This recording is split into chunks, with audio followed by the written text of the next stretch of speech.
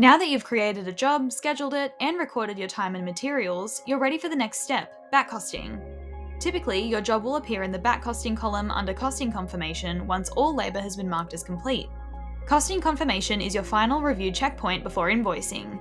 Open the job card and confirm that all costs are correctly entered. Double-check labour entries, verify any stock on hand, and make sure all relevant supplier documents are attached. This step ensures accuracy before billing.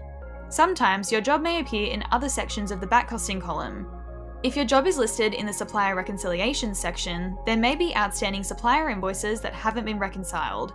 To resolve this, open the job card, go to the Supplier Documents tab, and ensure all invoices are marked as received. The red section in the backcosting column refers to uninvoiced costs.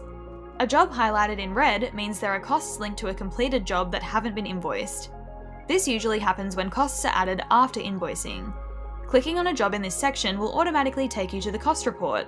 You'll see exactly which costs are uninvoiced. From there, you can either create an invoice for the additional costs, or mark them as already invoiced.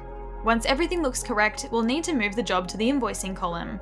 To do so, head back to the job card and click Mark as Ready to Invoice in the top right. By doing this, you're confirming with the system that the job is finalised and ready for billing. And that's it! Backcosting helps ensure your job data is complete, accurate, and ready for invoicing, so nothing slips through the cracks.